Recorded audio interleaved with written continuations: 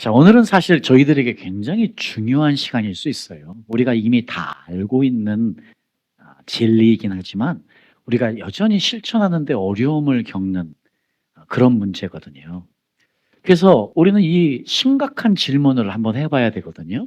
나는 사람을 살리고 있는가? 아니면 나는 사람을 죽이고 있는가? 이거 굉장히 중요한 질문이에요.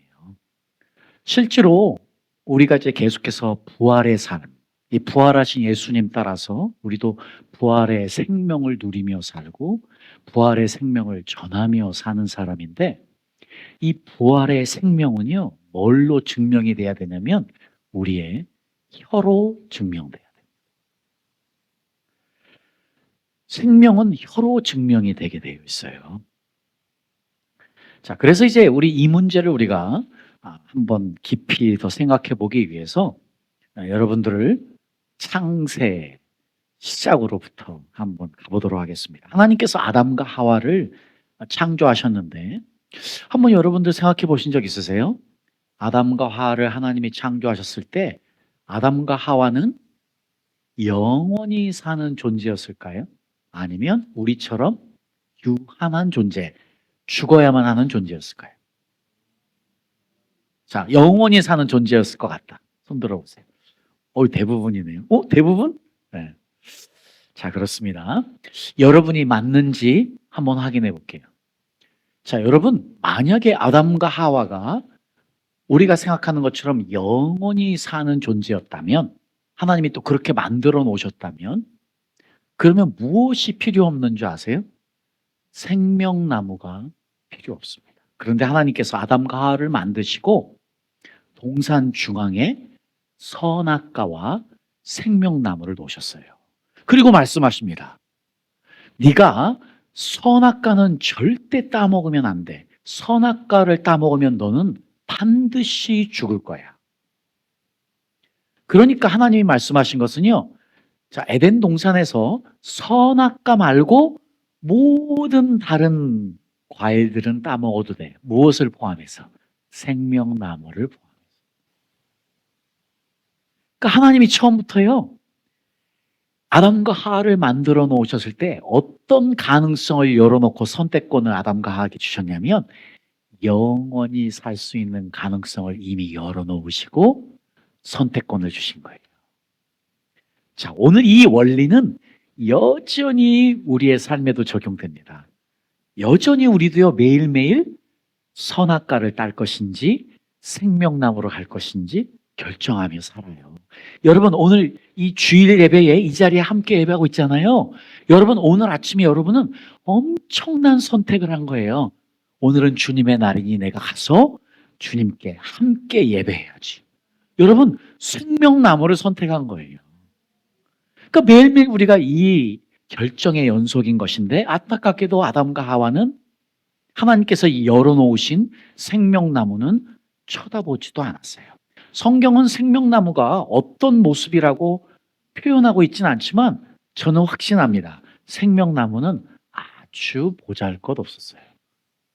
보기에 전혀 그럴듯하지 않았어요. 그런데 선악과는요, 보기에 탐스러웠대요. 선악과는 보기에 아름다웠대요.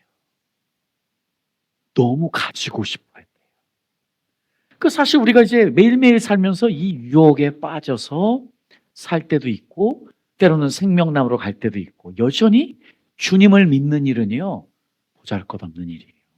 주님을 따르는 일은요, 세상 사람 눈에는요, 별 볼 일 없는 일이에요. 세상 사람들 눈에는 우스운 일인 거예요. 자, 그래서 우리가 생명나무를 동산 중앙에 두시고 따먹을 수 있도록 이미 허락하신 하나님의 역사를 본다면, 아담과 하와는 아마 우리 같은 유한한 존재, 죽어야 되는 존재, 그런데 영생의 길이 열려 있었고 그 길을 놓친 아담과 하와. 그래서 아담과 하와를 하나님께서 이제는 어쩔 수 없이 에덴 동산에서 내보내셔야 됐어요. 더 이상 아담과 하와를 에덴 동산에 둘 수 없었어요. 무엇 때문에? 이번에는 생명나무 때문에. 우리가요, 창세기 1장부터 3장을 보면 마치 선악과가 주인공인 것처럼 시작이 돼요. 그런데 에덴 동산의 마무리는 뭐로 마무리되냐면 생명나무가 주인공으로 마무리가 돼요. 자, 그래서 여러분 창세기 3장 22절 보세요. 아담과 하와가 왜 에덴 동산을 떠나야만 했는지 다 같이 한번 읽어볼까요? 시작. 여호와 하나님이 이르시되 보라, 이 사람이 선악을 아는 일에 우리 중 하나같이 되었으니 그가 그의 손을 들어 생명나무 열매도 따먹고 영생할까 하노라. 지금 하나님이 염려하신 게 뭐예요? 지금 아담과 하와가 이미 죄 가진 몸이 됐어요. 근데 만약 그 죄 가진 몸으로 생명나무 열매를 따먹어서 영생할까 두려워서 하나님은 더 이상 아담과 하와를 생명나무 옆에 둘 수 없었어요. 이게 지금 스토리예요. 그러니까 하나님은 처음부터 아담과 하와를 창조하셨을 때 인간을 위해서 무엇을 만들어 놓으셨느냐? 영생할 수 있는 길을 이미 열어 놓으시고 선택권을 주신 거예요. 안타깝게도 아담과 하와가 그 선택할 수 있는 그 놀라운 기회를 놓치게 된 것이고요. 그래서 그때 이후로부터 지금까지 하나님께서 우리를 향한 하나님의 가장 중요한 아젠다는 뭐냐? 이 생명나무, 영생이에요.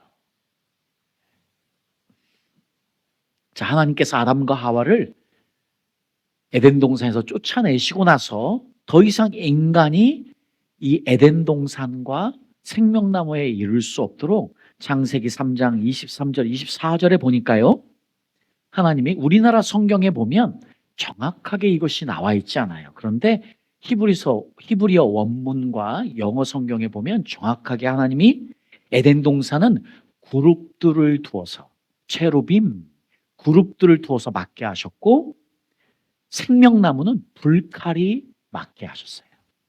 자, 그래서 지금 이제 창세기 3장 이후에 생명나무가 성경에서 사라져버려요. 더 이상 생명나무의 존재를 성경에서 찾아볼 수 없게 돼요. 창세기 3장이요. 자, 그런데 놀라운 일이 있습니다. 구약에 봤더니 갑자기 생명나무가 불쑥 등장을 하게 돼요. 누구에 의해서? 솔로몬에 의해서.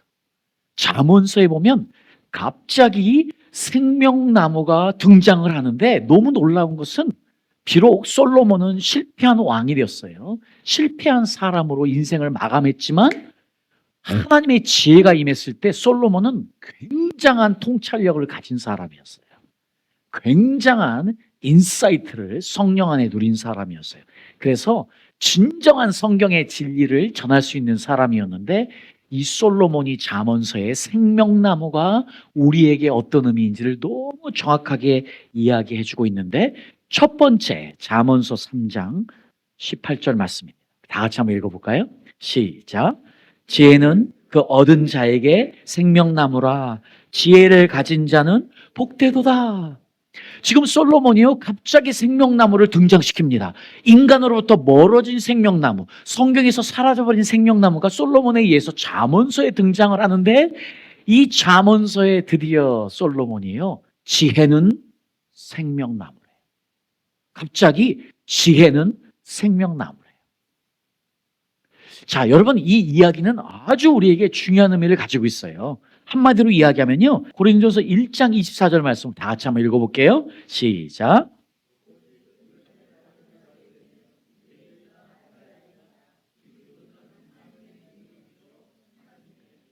아멘. 지금 사도 바울이요 예수님에 대해서 이야기를 합니다. 예수님은 어떤 분이시다 이야기를 하는데 너무나 분명하게 그리스도는 하나님의 능력이다. 그리고 나서 그리스도는 하나님의 지혜다. 자, 보세요. 지혜는 생명나무예요. 지금이요 솔로몬은 무엇을 봤냐면 앞으로 오실 메시아, 이스라엘을 구원하실 메시아가 누구인지를 본 거예요. 메시아는 지혜예요.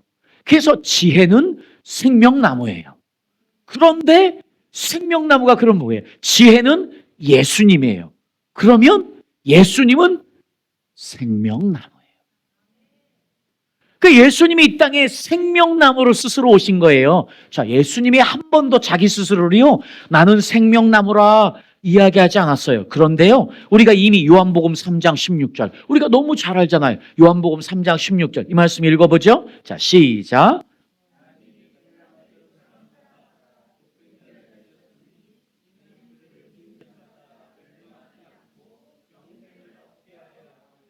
자, 예수님이 이 땅에 오신 이유는 영생을 주기 위한 거예요. 무엇이 우리에게 영생을 줍니까? 생명나무! 우리가 천국에 가면 그 생명나무가 있어요. 우리는 그것을 계속해서 먹을 거예요. 그런데 예수님이 지금 우리에게 그거 주시려고, 영생 주시려고 오셨어요. 자, 계속해서 요한복음 14장 6절에 그래서 예수님이 스스로를 이렇게 선포해요. 이것도 한번 크게 읽어보죠. 시작. 예수께서 이르시되 내가 곧 길이요 진리요 생명이니 나로 말미암지 않고는 아버지께로 올 자가 없느니라. 예수님이 지금 나는 길이요 진리요, 우리에게 너무 중요한 생명이랍니다. 그러니까 예수님이 생명이라고만 선포하셨지만 이 말씀은 너무나 분명하게 나는 생명나무다, 이렇게 말씀하시는 거죠. 자, 계속해서 요한복음 10장 10절은요. 그래서 내가 온 것은 양으로 생명을 얻게 하되 더 풍성히 얻게 하려 하는 것이다. 자, 나중에 우리가 생명에 대한 이야기를 성령과 함께 이해하면 너무 분명하게 생명이라는 것은 두 가지가 있는데요. 첫 번째는 모든 사람이 가지고 있는 생명이에요. 자, 그래서 모든 사람이 다 이 생명을 가지고 있기 때문에 우리가 다 살아가는 거예요. 그런데 이 생명 말고 어떤 생명이 있느냐? 조의 라이프, 조의 생명이라는 게 있어요. 헬라어로 조에라는 말은 성령이 주는 생명이에요. 우리 그리스도인이 일반인과 다른 이유, 우리 안에는 목숨을 부지하는 생명 말고도 우리 영에 역사하는 성령님이 주시는 조의 라이프, 이게 있는 거예요. 그래서 우리가 지금 이 땅에서요, 이 조의 라이프, 이 성령이 임해야 예수님을 모실 수 있고 예수님이 나의 구세주가 되시고 성령이 그 일을 하기 때문에요, 우리가 이 땅에서 지금 하고 있는 일은 이 생명, 두 가지의 생명을 누리고 사는 것인데, 이것을 누리고 살아야 무슨 연습을 합니까? 영생을 갖는 연습을 이 땅에서 하는 거예요. 그러니까 우리에게 생명이 얼마나 중요합니까? 우리가요, 지금 이렇게 예배드리는 예배 현장을 위해서 왜 기도하고 우리가 예배를 위해서 준비하고 와서 함께 예배드리는 이런 시간들이 중요한 게, 우리가 예배 드릴 때 성령이 우리 안에 임하시면, 하나님의 영광이 임하시면 무엇이 우리 안에 충만해진다? 예수님이 우리에게 그토록 주시기 원하시는 조의 라이프, 이 생명이 우리 안에 넘치게 되는 거예요. 이 생명이 우리 안에 넘치면 이 생명은 우리 안에만 있는 것이 아니고 흘러가게 되어 있는 거예요. 저는 여러분 모두가 이 생명으로 충만해서 생명을 흘려보내는 하나님의 진정한 생명 전달자 되기를 축복합니다. 우리 청년들이 밖에 복음을 들고 나갈 때마다 이 생명이 함께 전달되기를 축복합니다. 성령 충만하십시오. 생명 충만하십시오. 그 수많은 영혼을 구원하십시오. 이것이 하나님의 뜻이니까요. 네. 자, 그래서 우리가 너무 분명한 것이에요. 예수님은 이 땅에 생명나무로 오셨고 여전히 성령을 통해서 우리에게 그 생명을 주어 계신다. 자, 그런데 우리가 이제 잊지 않아야 되는 또 한 가지 사실이 있어요. 그게 뭐냐면 나는 누구냐? 나는 누구냐?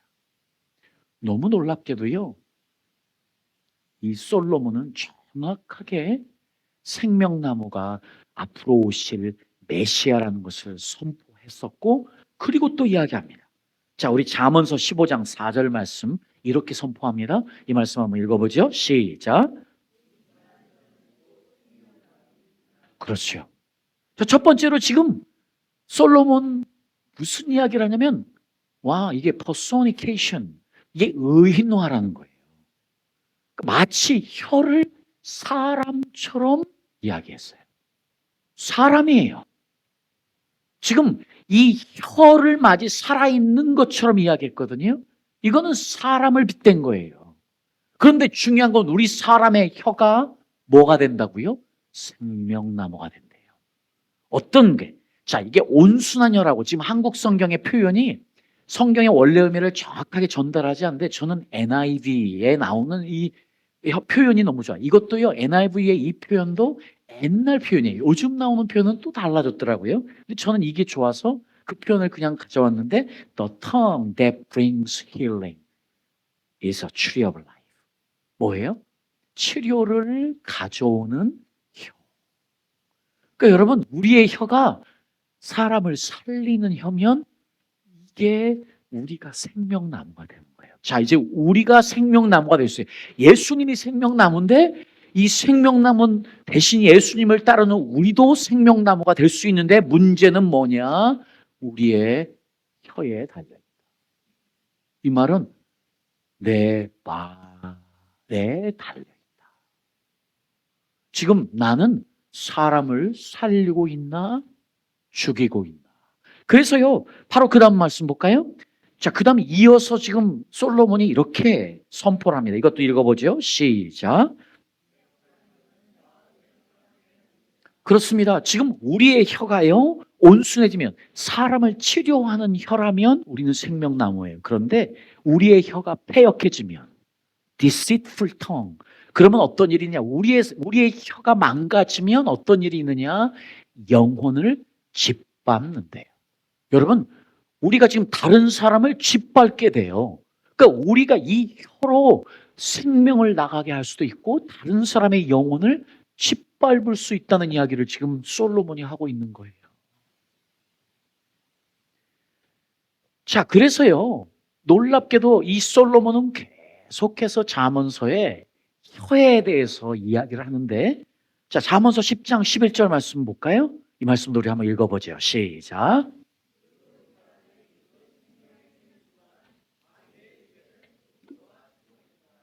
그렇습니다. 지금요, 솔로몬이 너무 정확하게 우리의 혀에는 두 가지가 있대요. 어떤 거요? 생명과 독이 함께 있대요.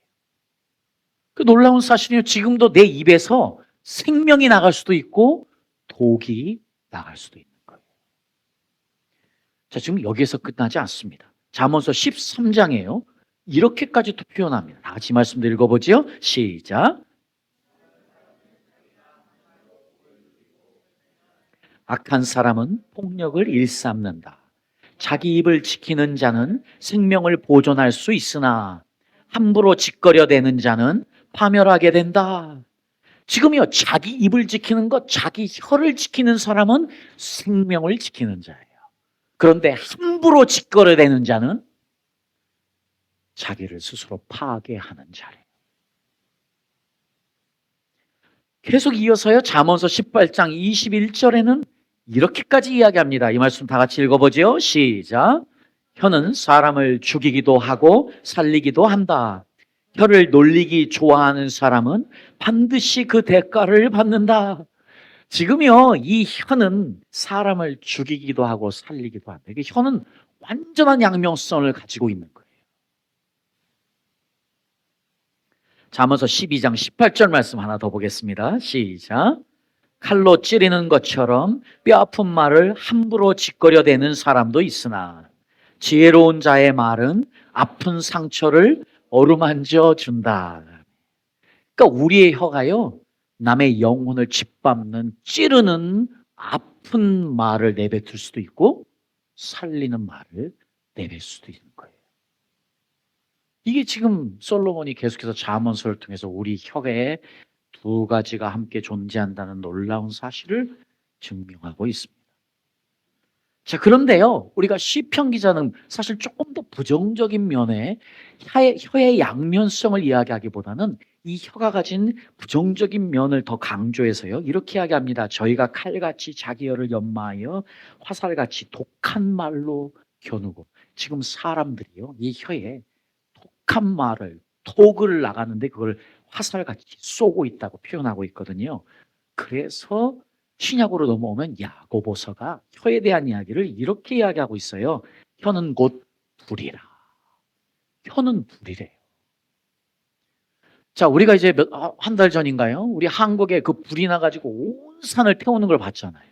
작은 불 하나가 산을 치운 것처럼 지금 이 야고보 사도가 본 것은 이 혀는 마치 그러한 위험스러운 것이래요. 자, 그러면서 이 혀는요, 우리 지체 중에 온몸을 더럽힌대. 우리 혀가 중요합니다. 우리의 혀가 더럽혀지면 우리는 더러운 사람 됩니다. 우리의 말하는 것이 더러운 말이 나오면 우리의 몸은 더러워집니다. 근데 우리의 혀가 불같아서 더러운 말을 내보내면 야고보가 뭐라고 표현하냐면 생애박교를 불사르나니 그 사르는 것이 지옥불에서 나는, 마치 그 혀는 지옥불 같대요. 게헨나라는 단어를 써요. 지금요, 우리의 혀가 망가지면, 우리의 혀가 독이 나오면, 우리의 혀가 사람들을 찌르는 칼이 되어버리면 그것은 마치 지옥에 있는 그 지옥 같은 불 같은 역할을 감당한다는 거예요.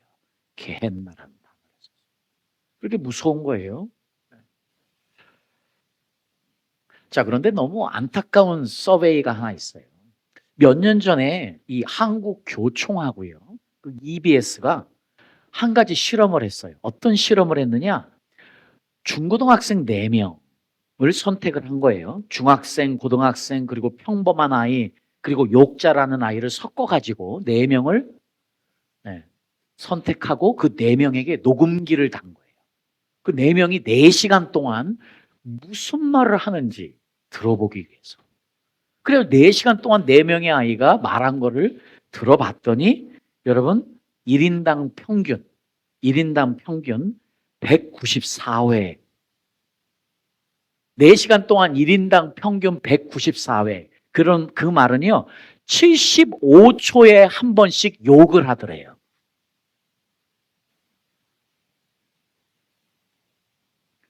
자, 그런데 지금 또 다른 서베이를 보니까요, 이 초중고등학생 65%가 매일매일 욕을 하며 산대요. 그 지금 우리나라의 교육이, 지금 우리나라 애들이 매일매일 욕을 하면서 사는 아이들이 됐으니 그 입에서 매일매일 독을 쏟아내고 있는 거예요. 그 입으로 매일매일 사람을 저주하며 사는 입술이 되는 거예요. 자, 그러니 우리나라 교육이 이게 얼마나 지금 심각한 문제입니까? 우리 아직 어린이를 가지고 있는 우리 신집사님, 부집사님은 허벌나게 기도하고 사셔요. 우리 아이들을 지금 그 전쟁터로 보내는 거 아니에요. 그러니까 지금 아이들이 매일매일 들어야 되는 그 수많은 저주의 독들을 마시고 있을 수 있어요. 그러니 매일 기도로 아이들을 보호해서 보내는 게 얼마나 중요한 시대예요. 이 혀에는 놀라운 권세가 있어요. 그래서 이게 보편적으로도요, 증명이 돼. 이거는 단순히 성경 말씀에만 나오는 이야기가 아니고요. 이미 보편적으로 세상 사람들도 알고 있는 보편 진리예요. 우리가 말하는 게 얼마나 중요한지. 그래가지고요, 여러분, 그 전에 아주 오래된 이야기인데 옛날에 어떤 방송에 어떤 게 나왔냐면요, 사진에 보시면 밥을 지어가지고 그 밥을 두 유리통에 넣은 거예요. 하나는 그 유리통에 넣고 하나는요, 고맙습니다. 또 하나는요, 뭐라고 적혀 있죠? 짜증나. 자, 우리 중에 짜증나 이야기 하시는 분들 오늘 이제 회개하셔야 돼요. 자, 오늘 지금 이제 하나는 고맙습니다. 매일매일. 이거를요, 어디냐면 그때 아주 오래전에, 여러 해 전이에요. MBC의 그 아나운서 방송국에 이걸 넣어준 거예요. 그리고 4주 동안 한 밥에는 계속 고맙습니다 하고 칭찬하는 말을 하게 하고 한 통은 짜증나라는 말만 하게 한 거예요. 4주가 지나고요. 여러분 보세요. 지금 4주가 지나고 고맙습니다 하고 계속해서 칭찬했던 쌀은요, 하얀 곰팡이가 슬었어요. 그 냄새를 맡아봤더니 구수한 누룽지 같은 누룩이 되어 있다. 그런데 짜증나 하고 이야기했던 그 통을 열었더니 이미 썩어가지고 독한 냄새가 나는 검은 곰팡이가 앉아있게 된 거예요. 말의 힘은 이렇게 위력적인 거예요. 이 쌀밥뿐만 아니고요. 사실은요, 물도 우리가 먹는 물도 가장 좋은 물은 육각형의 형태를 띈대요. 그래서 육각수라고 그래요. 근데 물도 딱 떠놓고요. 한 물은 계속 축복해주고 한 물은 계속 저주하면 어떤 일이 있냐면 이 칭찬한 물은 육각수의 좋은 형태가 남아있다는 거예요. 근데 저주받은 물은요, 이게 찌그러져 있대요. 자, 하다못해 유치원생들도요, 이걸 한 거예요. 한림 유치원에서요, 한 프로젝트를 진행했는데 어떤 프로젝트를 진행했냐면 콩나물 자라게 하는 거예요. 사진에 보시면 콩나물. 자, 한 콩나물은요, 옆에 나오는 것처럼요, 내가 너를 사랑해. 나랑 친구할래? 넌 정말 멋지네. 네가 보고 싶을 거야. 너는 정말 착해. 고마워요. 좋아요. 하고 계속 이야기를 아이들에게 해주게 했대요. 또 한 말은요. 너는 미워. 너는 바보야. 메롱. 자, 그리고 이 바보야 하고 이야기했대요. 보세요. 지금 칭찬받은 콩나물이 훨씬 잘 자라요. 이런 거는 뭐 또 그 풍영초등학교라는 데서요. 오은진 선생님이 이건 애들 데리고 실험하면서 올라온 사진인데요. 양파의 한쪽에 사랑해 하고 칭찬했더니 또 하나는 조금 미워해 하고 했더니 사랑해 한쪽에 훨씬 깨끗하게 잘 자라더래요. 시골에 있는 한 초등학교는 이 감자를 가지고 또 이걸 했더니 한쪽이 훨씬 더 순이 잘 나오고, 한 지방의 초등학교는요 고구마를 가지고 이야기했더니 그 순이 올라온 거 보세요. 칭찬받은. 여러분, 이렇게 생물도 영이 없는, 혼이 없는 생물도 칭찬받으면, 사랑한다 그러면 살아요. 그런데 영과 혼을 가진 인간은 어떻겠습니까? 그러니 지금 잠언서 이야기하는 우리의 혀는 이 두 가지가 나온다 하는 이야기가 얼마나 진리예요.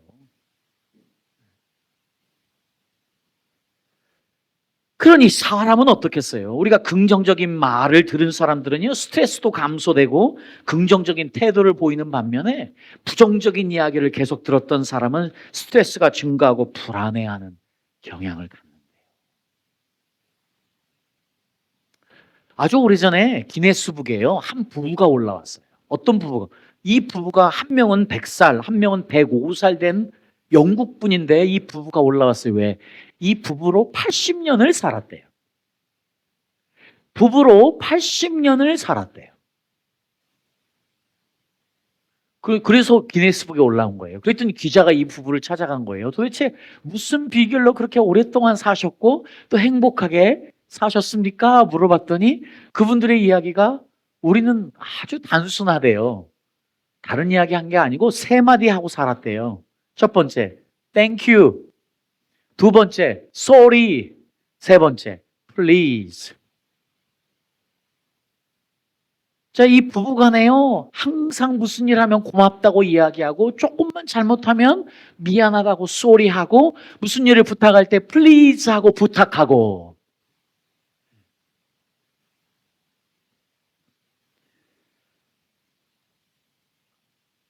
자, 그래서 이제 예수님께서 이 말의 힘이 얼마나 큰지 예수님께서 이렇게 사실은 경고하거든요. 그래서 예수님이 실제로는 혀는 네 말은 너야 이야기할 정도예요. 혀는 네가 누구인가를 증명해 하는 이야기를 하잖아요. 그래서 누가복음 6장 45절에 우리 이 말씀 다 같이 한번 읽어보죠. 시작. 선한 사람은 마음에 쌓은 선에서 선을 내고 악한 자는 그 쌓은 악에서 악을 내나니 이는 마음에 가득한 것을 입으로 말함이라. 결국은요, 우리는 내가 누구인가 그대로가 언어로 표현이 되게 돼 있어요.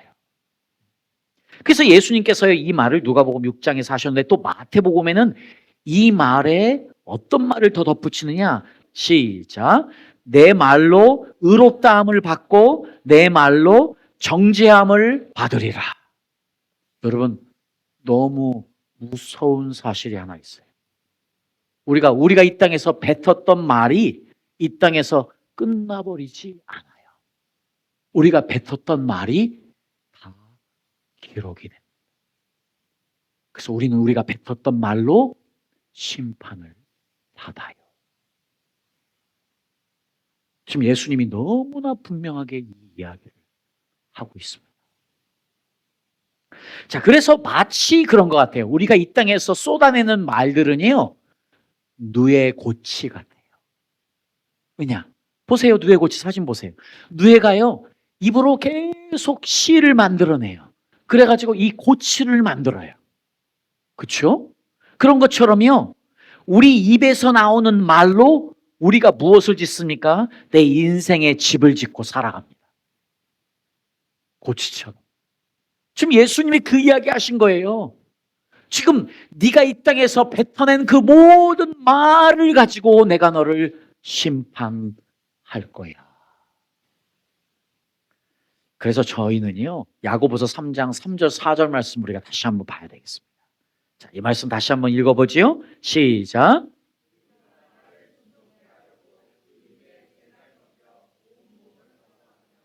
또 배를 보라. 그렇게 크고 광풍에 밀려가는 것들을 지극히 작은 키로 사공의 뜻대로 운전하나니. 지금요, 큰 배가 그 키 하나로 움직여지는 것처럼 마치 우리의 인생도 우리가 뱉어내는 말로 이끌림을 받는다. 자, 그래서 우리도요, 시편 39편 1절에 우리 다윗이 이렇게 그래서 고백합니다. 내가 말하기를 나의 행위를 조심하여 내 혀로 범죄치 아니하리니. 여러분, 이제 오늘 이 놀라운 이 중요한 말씀을 절대 잊어서는 안 되겠습니다. 여러분, 우리는 혀로 범죄하면 안 됩니다. 그러니 이제부터 우리가 이제 명심을 해서 그 말씀을, 다음 말씀을 읽겠습니다. 내가 내 입에 자갈을 먹이리라. 내가 내 혀로 이제 범죄하지 않고 내 입에 자갈을 물리리라. 자, 지금 다윗이 이렇게 고백한 것처럼요, 우리도 이런 고백을 하며 살아야 될 줄 믿습니다. 이제 불평 대신 내가 감사와 찬양만 하겠습니다. 이제는 염려 대신 기도하며 살겠습니다. 그리고 저주하는 말 대신 축복하며 살겠습니다. 남을 욕하는 대신 축복하겠습니다. 내가 힘들다, 싫다 이런 말 하지 않고 나는 산다, 나는 살았다 이야기하며 살겠습니다. 그래서 내 입은 생명만 전달하며 살겠습니다. 그런 축복된 인생 될 수 있기를, 저와 여러분 될 수 있기를 예수님의 이름으로 축복합니다. 우리 한 사람 한 사람이 이렇게 살아간다면 우리는 이미 생명나무가 된 겁니다. 우리는 이제부터 걸어 다니는 생명나무로 주님 오실 때까지 이 땅을 살아가며 생명을 전하는 생명 전달자 될 수 있기를 예수님의 이름으로 축복합니다. 아멘.